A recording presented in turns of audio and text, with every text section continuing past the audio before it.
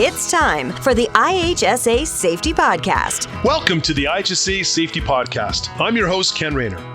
On this episode of the podcast, we're very happy to welcome back IHSA's Manager of Strategic Programs, Maren Gamble. And today, we're going to get into the ABCs of hazards, risks, assessment, and controls. And Maren, with your background in implementing an occupational health and safety management system at a general contractor and getting it core certified, and your work at IHSA as both a core consultant and a core auditor, and now the manager overseeing our health and safety excellence program, boy, you are a terrific resource to guide us on this discussion. So Maren, this podcast today, hazards, risks, assessment, and controls. Where do you want to start? That's always the question with these topics, Ken. And thank you for having me in to be able to talk about them today, because really, hazards, risks, assessment, and controls, these are truly the heart of an occupational health and safety management system. Fundamentally, we're just looking for things that can cause harm in the workplace, and then also trying to prevent that harm from actually happening in our workplace. This is a big topic, though. There's 4 words to encompass describing it here that we've been listing off. And honestly, this can be incredibly overwhelming to someone who's getting started in building a system, even someone who's more advanced in building a system when you're looking at a new topic that you've never explored before. So what we really want to accomplish with our conversation today is to look at it a little bit more step by step, break it down a little more, and work through how to approach this part of a system systematically. In order to really have a good conversation about it, though, Ken, I think that we need to sort of outline for our listeners what we're not talking about today. Okay. What we're not talking about today is stuff that falls into the category of, say, workplace inspection or hazard reporting. And what the distinction there is, when we're talking about, inspecting a workplace, we're talking about an active workplace. Work is already going, things are already in play, and it's a live organic environment. At that point, if we identify something that can harm us, it's a reactive response that we're taking. We're definitely going to react to it and work to control that as well, but it's after the fact. This is a reactive response because the hazard is already in play, affecting an active work site. Same thing with hazard reporting. If someone spots a hazard outside of an active inspection, it's still a reactive response to those hazards in the workplace. What you and I are planning to chat about today, when we say hazards, risks, assessment, and controls, are actually the proactive piece of the puzzle here. So what can we do in sort of the theater of the mind, if you will, ahead of the job actually starting? Instead of the work being live and there being, real people doing the work, what can we predict and foresee being the risks that are out there and plan for ahead of time? Okay. And Maren, I know in terms of what we're going to talk about with, say, hazards and risks and controls and assessment, this part is like the proactive piece, and it's the start of the process. And it's if we don't get this part right, it's not going to, regardless of our system or anything else we have, it's really not going to give us the impact and the effect we want, right? It's kind of like if I was to bake something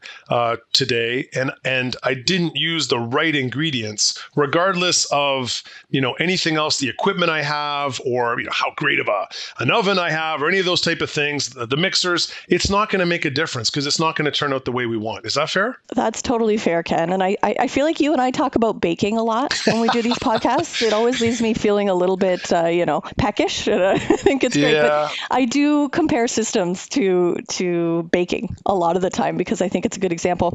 Another example that we could talk about today, Ken, in terms of discussing the difference between that reactive and proactive side of things, I think of this a lot like baby-proofing a house. So if you have, an infant come into your household, right about the time that they're starting to, move around on their own, crawling, pulling up on things, walking around your house, it really becomes kind of a crunch time to try and figure out what are the things that could could hurt that little person, and actually put things in place to prevent them from getting harmed in the household.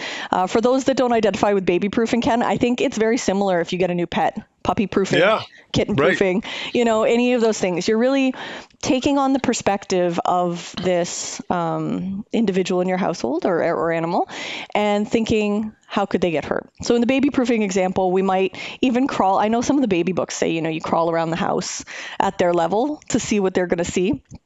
And so, is there furniture that can tip over? Are there outlets they could stick their fingers in? Is there a cupboard where you keep your chemicals that they could get into? Any of those things that can come up, you're actually just going through that thought experiment to say, how can I prevent this young life from engaging with those things rather than having them experience the harm and then reacting to it? Okay. So, we've talked about sort of what is in scope for this episode of the podcast and what we're not going to talk about. So we're really talking about the proactive piece, right? Yeah. So, so now we're talking about the proactive piece, Maren. What do you want to talk about next? So the first thing I have to acknowledge is when we talk about hazards, risks, assessment, and controls, when you hear these day to day in the health and safety world, certainly out of the health and safety world, they're used a lot interchangeably. They're not really used with a ton of distinction between what each of them is. I think of it in terms of even the stuff that you'll see through participation in various IHSA programs. You'll see a lot of these words, say in the core program, there's an element, hazard and risk assessment and control. There's another one that's controls. In the Health and Safety Excellence program, you've got hazard identification, risk assessment, you've got workplace inspections, you've got control of hazards. You can hear a lot of these words that our podcast is about appearing. Even in the field, if you hear the terms that are being used, you might have a field level risk assessment, you might have a field level hazard assessment. We're using a lot of those words interchangeably because they are so closely linked. But when we're actually building the system, the specific definitions of each of those things actually do give us an extra set of tools to work with when we're actually developing these documents, these tools, these things that we're going to work with. If we dig into, what is the distinction between a hazard and risk? What is an assessment fundamentally? What is a control? And so I think that's really what I'd like to talk about with you first today, Ken, if I can. All right. Is what are they and how are they different? So the logical place to start is with hazard. Hazard, fundamentally, the sort of way that I view it is the hazard is the thing that can cause harm. The risk, on the other hand, is what sort of harm it can cause. So the hazard itself is an object, a condition that could cause harm, but isn't actively sort of an action or a result in itself. That's what the risk is. There can be more than one risk for a single hazard. So if you have a condition or a situation that is a hazard in your workplace, there might be more than one sort of harm that it can cause to the workers who are present. The thing is, when we think about dangers in the workplace, our minds do really go to the risk first because it's the what could happen. And that's not a bad starting place, but it's always important that once we do that we also ask ourselves, what was the hazard that existed to cause that risk for us? Because that way we can actually go to the root cause, if you will, to identify other risks that might be associated with the same hazard. Okay, so Maren, what about some examples we could use? And maybe could you give some examples, maybe, based on activities in our, that take place in our membership? And then maybe also, can you maybe just expand a little bit on, you said there can be more than one risk posed per hazard. Maybe can we just elaborate on that as well? Sure. I think an example would be really good here, Ken, because I know this can be, the point of this podcast is the fact that these can be hard to distinguish. So let's think about a backing vehicle. I think that's a common hazard that we would experience across all of our industries. Yeah, all of the industries for sure. Yeah. Great example. And so the backing vehicle in itself is a thing that could cause harm. And, if I said there's a backing vehicle, Ken, what's the first thing that comes to mind in terms of what could happen? Someone walking behind, or a person that doesn't see or hear the vehicle backing up. To me, that's the most likely one, right? I think you're absolutely right there. And so right there, we had an example of a hazard being a backing vehicle.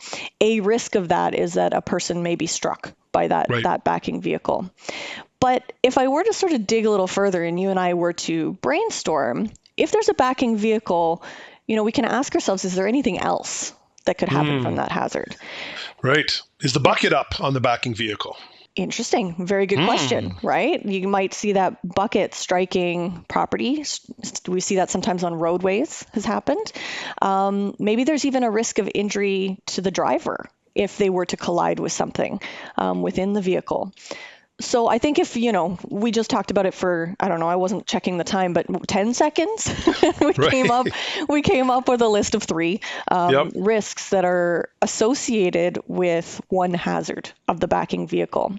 So this is where, just to sort of summarize that so far, by looking at that hazard as the thing that can cause harm, as sort of that root cause, and going from there into thinking about all the risks, we're taking a very systematic approach using those definitions to really make sure we're covering everything. If we'd started with the risk, which our mind might go to first, that someone could be hit by something, and never identified what the hazard was, we may not have picked up on those other items. Should we do another one? Sure. Yeah, let's do it.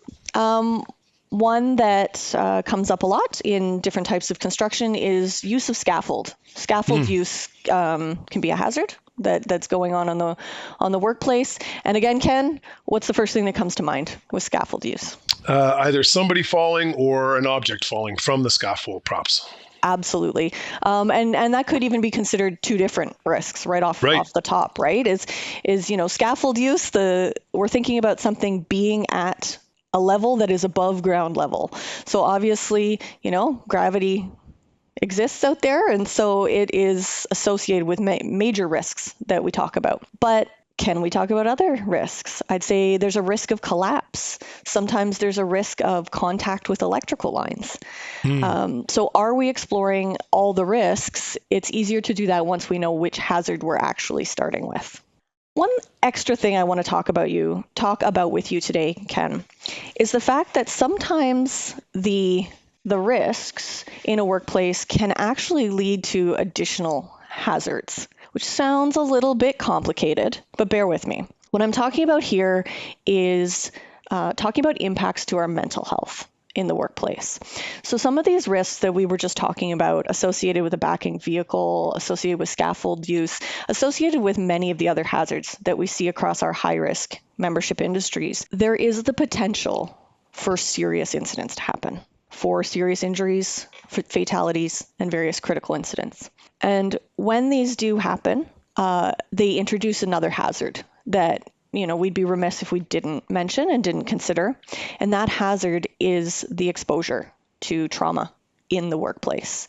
And I think, I know there's some other amazing podcasts that you've done, Ken, with Kathy Martin, I believe, from the IHSA, that talk about the impacts of trauma in the workplace. And I know she delves into the sort of extensive risks that can be faced when there is exposure to trauma in the workplace. So, there are those sort of secondary levels of consideration that we can get into too when we're exploring. Hey, Maren, thank you so much for bringing that up. That was a really, it was an enlightening podcast from Kathy. It was episode 70. It was entitled Trauma Management in the Workplace. And for me, I can just speak personally. I know after doing that podcast with Kathy, I think about it differently now in terms of if there was something to happen. Yes, that's the primary, but what's the secondary? And then what's the impact on those that possibly witnessed it? Not only today, but tomorrow, a week from now, a month from now, constantly got to be checking in. So I would encourage anyone to go back. And if you haven't listened to that podcast, episode 70, please give it a listen because there's some great guidance on that from Kathy Martin. I definitely echo that sentiment, Ken. That's a good one. And so there's some examples, right, where I'm hoping it's a little bit more clear now, sort of the difference between a hazard and a risk. And again, that hazard is the what can cause us harm. And then from there, we can consider what are the possible types of harm that can come, and also known as the risk. And by approaching it that way, sort of identifying that root cause hazard and moving through the risks sort of systematically, we're really making sure we identify all the concerns we can come up with. And I really encourage firms that when you're trying to document this in your hazard assessment, risk assessment, hazard and risk assessment, again, there's all these different words, is to consider actually showing them that way. There could be a hazard column associated with a risk column to actually be able to move through it that way. I find that a lot of us, when we think about what is a hazard and risk assessment, we've found a really nice template. And there's so many really nice templates out there, but they don't necessarily make this distinction. And that doesn't mean they're wrong.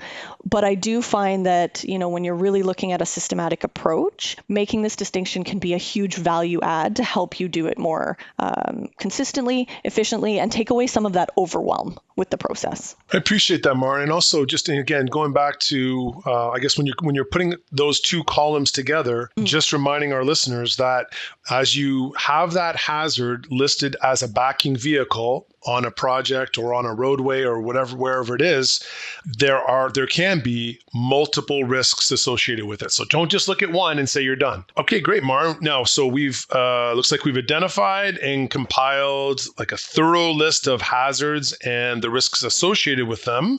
What do we do next? Right. So, I think anyone listening will recognize that it's not enough to just have identified the hazards and risks involved here.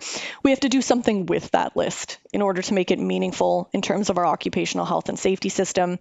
That's why this podcast has 2 more words in it.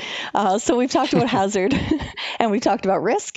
The next word that we mentioned was assessment. And that's really the next thing that I'd really like to talk about, because once you've compiled this list of hazards and risks, you're going to be able to assess them. And what I mean by that in this context is rating the risks. So determining sort of a risk priority that's going to allow you to decide, what do I have to deal with first, because it's a really significant risk to my organization and my staff, and what is a little bit further down the list based on that prioritization. Because again, it can be really overwhelming to look at a list that might have a lot of risks listed on it. But by going through this sort of assessment, this rating, this prioritization, we can give ourselves an ordered list to work through and help ourselves out a little bit. Something to note here, though, if we think about it, Ken, risks are rateable. So how bad is this risk? And we'll talk about some of the pieces of that in just a second. But hazards aren't, because hazards themselves are just a thing. A backing vehicle in itself is not rateable, but the risks associated with it are. So if we're doing a rating, once we have our list of hazards and risks, it's the risks that we want to assess rather than the hazards themselves. The risks will have varying priorities associated with them. So rating, what does that look like? It can be a little bit tough. And honestly, there's some degree of subjectivity to it as well. So it's really something where, again, we've mentioned it in previous podcasts together, Ken. It's always good to engage a team when you do these things, because then you can really discuss the different perspectives and understand the different views on where things land. Certainly, even when we were making our list of hazards and risks, we should have had a team together to do it.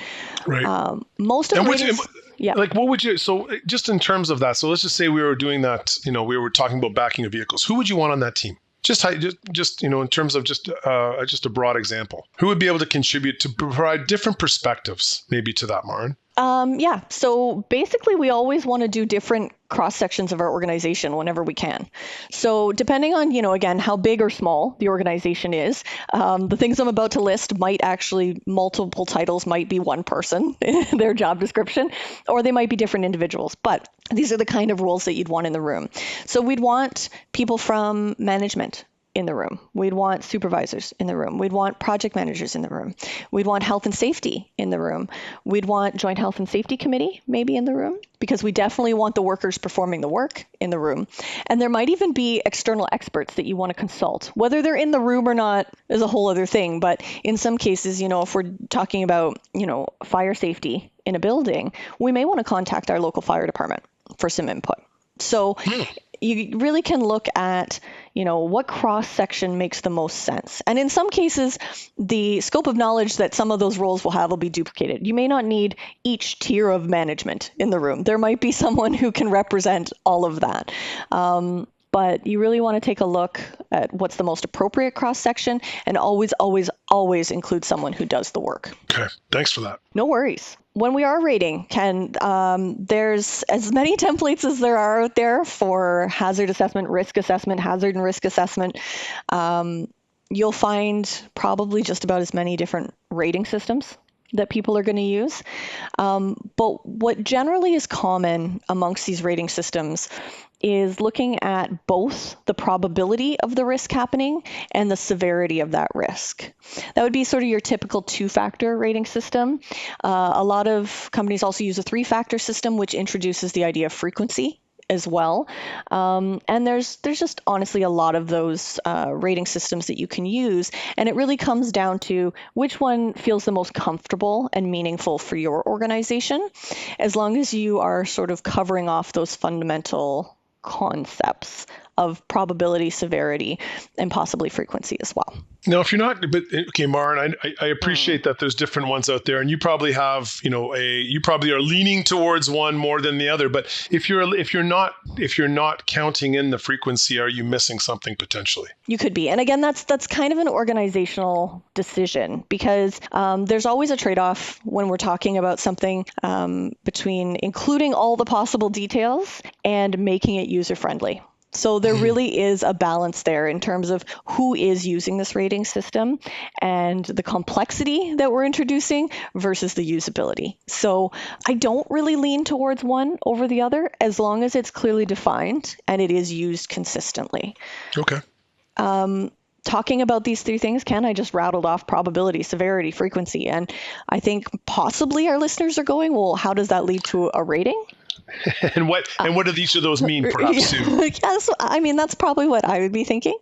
So let's talk about it briefly. The probability, when I say that, it's really how likely is the risk to result from being exposed to the hazard. So how likely is being struck by that backing vehicle when the vehicle is backing? How likely is that to happen? This is usually set up, depending on whichever rating scale you used. This would be attributed to sort of a numerical scale a lot of the time. Sometimes it's an alphabetical scale to say, very unlikely, somewhat likely, very likely, I've left out a few things here, but you get it. It scales from one end of the spectrum to the other. And so based on which category you think it fits in, you'd be able to attribute either a number or a letter or sometimes even a color to that based on the rating system. Severity is how bad could the harm be that comes from the risk. So if we're comparing, the risk from various different things, some are definitely possible very severe outcomes compared to others that might be more minor. So sometimes it's just a contusion, a bruise that would result. And that's going to be a lot more minor than something that's going to result in a critical injury type scenario. Again, you'd be attributing that kind of scale to it from, not severe at all to extremely severe, and attributing, numbers, letters, colors, whatever the case may be. And finally, frequency, it's how often do I face the risk? Is this a once a year risk or an all day, everyday risk? Depending on your answer there, that will probably impact how quickly you need to address it. If this is an all day, everyday risk, that's going to move up your prioritization compared to one that you see once a year and maybe you won't see for 8 months.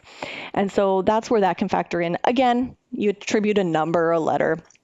And, there's different ways of doing this. So combining these things, sometimes it's an addition equation, sometimes it's a multiplication equation, sometimes it's a matrix. There's all these beautiful things out there. Some of them are visible in some of our IHSA resources. And if you were to sort of do a general internet search, you'd find even more. So there's a lot of opportunity to explore what fits your organization best. If you want to hear more about that specifically, the best advice I could actually give our listeners is to take IHSA's Intro to Hazard and Risk Management program. We offer it in person as well as e-learning, and it really delves into the hazard and risk assessment piece a little deeper, and there's lots of examples in that program. Okay. So so Maren, how then does a business in one of the industries that we support, so the electric utilities, transportation, or construction, now apply all these findings that you've gone through in terms of you've got this, you've identified the hazard, now you've understood now what's the probability, severity, frequency, you've got these findings, how do we apply them to either eliminate the risk or at least reduce it? Absolutely. So there's obviously still a gap. We've got a list of things in the order we should address them. And we've also got one word left on our podcast, Ken, so it works out perfectly. And that word is controls. So controls, quite fundamentally, is how do we best reduce or eliminate that risk now that we have explored it. So this is introducing things into our work scenario that are going to impact the severity, probability, and frequency in a way that reduces the risk. You notice I said best. I didn't just say reduce or eliminate. And that was on purpose in this case.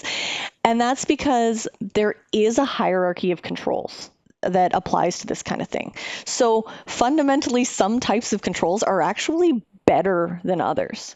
So that hierarchy, it starts with elimination. If you can get rid of a hazard altogether, if there is no backing vehicle, that's best.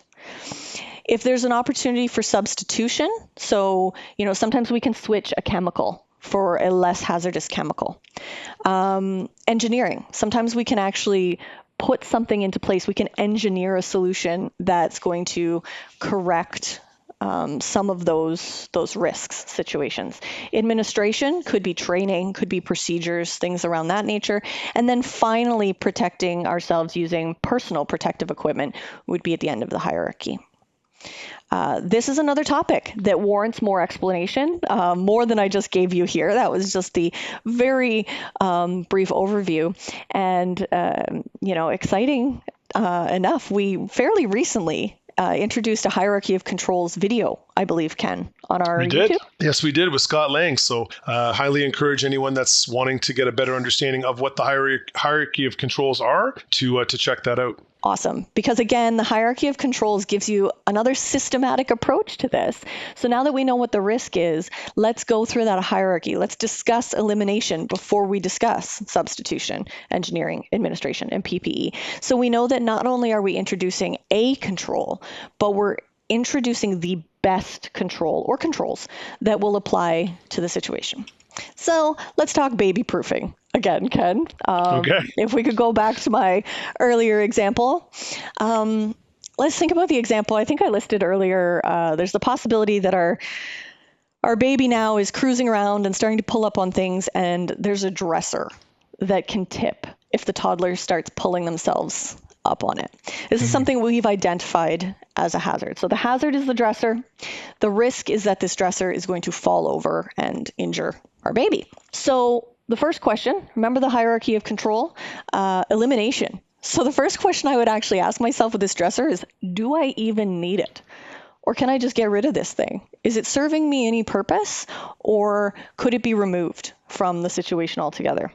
If not, if we need this dresser, which we very well might to store all of the baby things, the next question could be, can we find a style of dresser that it is not as likely to tip? So something that's going to be long and low is going to be far less likely to tip than something that's narrow and tall.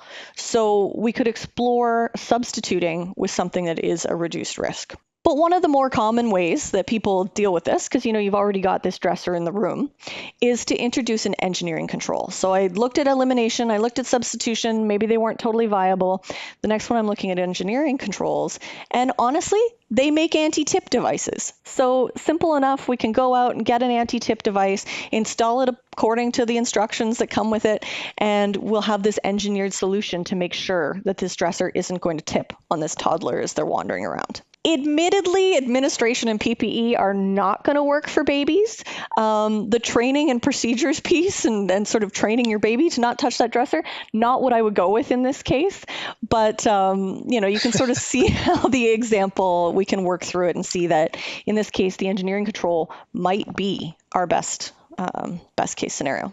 I love it. And you know what? You didn't jump right to bubble wrapping the baby. It was a systematic approach to how do we actually ensure that this doesn't happen, and really solidify something that I think everybody could agree would be that's a good solution, right? That, I love that. The dresser. Can we look at a dresser for that room where the baby's in that's low and long and doesn't have the propensity to tip over? That's a terrific alternative.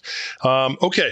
So Maren, last time I checked, and I knew you were pretty good about ensuring that we've covered off all the words in this podcast. We've gone through hazards, we've gone through risks, we've gone through assessment, we've gone through controls. Is that it, or is there still work to do? Oh, there's still a little bit of work to do, Ken. There's a bit of a repeat here that I want to encourage everyone to do.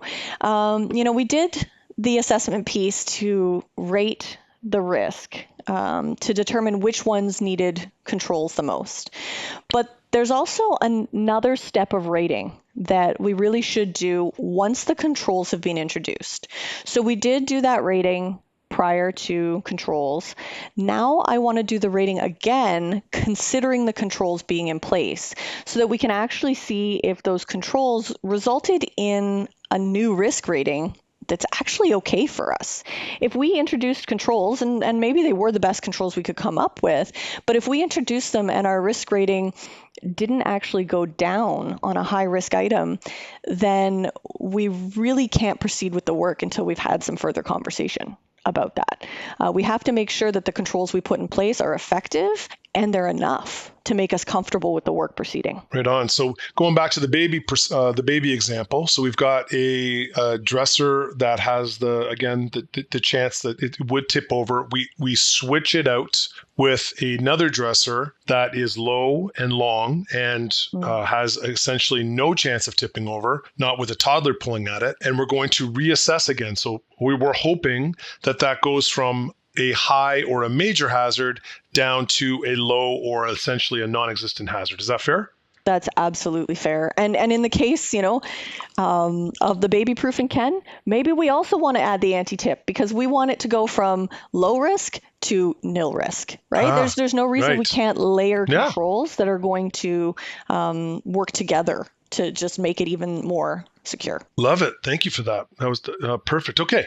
Anything else to add, Maren? Yeah, I guess there's one caveat because I talked about making sure that a process like this is to sort of make sure that we can reduce that sense of overwhelming lists of things to tackle and sort of approach them systematically.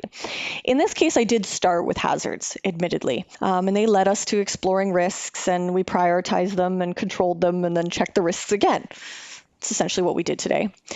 If you're actually completing this for an organization and you want to complete a sort of comprehensive hazard and risk assessment and control document, you probably also want to start by focusing in on just one position, one role, one job, one task, and looking at all the hazards for that first. Because if I start trying to jump around, say on a construction project, between, risks associated with the painting, pouring the foundations, and doing the roofing, again, it becomes a little bit more difficult to really approach systematic. It can become overwhelming, and we also do run the risk of missing things that way. So, we started with hazards today, but if I was doing this in sort of a real life scenario, I would probably want to say, okay, let's start with all the hazards associated with the painter first, and we'd maybe work through their scope of work and then tackle what the roofer's dealing with, and so on and so forth. Gotcha. Would you start with the work that you would deem, without going through the process, but the ones just from regular knowledge that you would deem to be the most hazardous? Would you start there, or would you start somewhere else? I would. Because, even if you end up risk rating and you found out you misjudged it slightly, you're doing your best to tackle the things that you think will have those greatest risks. Usually, even subjectively, we have a sense of this is more risk than that. So why not make sure you're tackling the highest risk first? Perfect. Okay. And a couple extra resources. I know, Maren, you touched on a few of them. I mentioned a couple during the podcast. We'll have some links up on this podcast episode, but we've got a couple of e-learning courses from IHSA. So at IHSA.ca, under the e-learning tab, there's one on hazard identification and control awareness in construction. And Maren, you mentioned the one associated with our core program, the Intro to Hazard and Risk Management. I want to again mention the hierarchy of controls, which can be found on IHSA's YouTube channel. You can get that right from IHSA's website, IHSA.ca, along the banner at the top on the top right-hand corner. Also, episode 6 of the core podcast, which you can also find at the IHSA Safety Podcast site. Yourself and Stacey Blee talking about hazard assessment, analysis, and control. And lastly, we talked about it again, the Kathy Martin podcast number 70 on trauma management in the workplace. In the event something traumatic happens, it's not just about the incident that happened to the person or the property or the likes. It's like, what about everybody else that saw it? And how does that impact them? And just making sure that's fully understood. So, hey, Maren, thank you so much. You did a great job of breaking down hazard, risk assessment and controls and those ABCs and making it very explanatory. And I really hope that, small businesses and the industries we support, this is very helpful to them, because this is the intent. This is why we're doing these podcasts, to get this information out there so it's clear and concise and people understand what it is we're talking about, right? So amazing job. Thank you so much, Maren. Thanks, Ken. I think I'll throw one more thing in there. If there's questions that people have at the conclusion of this, if I raised more questions than answers for you today, please reach out to IHSA. We can connect you with a number of consultants, many in your area, wherever you are in the province, to be able to talk with you and assist you in figuring this out. Occupational health and safety management systems can be complex, and you are certainly not alone. We're just a phone call or an email away. So don't hesitate to reach out to us. Amazing. Thank you, Maren. And thanks very much to the listeners for listening to the IHSA Safety Podcast and our episode on hazards, risks, assessments, and control. And be sure to subscribe and like us on your podcast channel, and visit us at IHSA.ca for a wealth of health and safety resources and information. The IHSA Safety Podcast. For more episodes, tips, and all things safety, go to IHSA Safety Podcast.ca. Thanks for listening.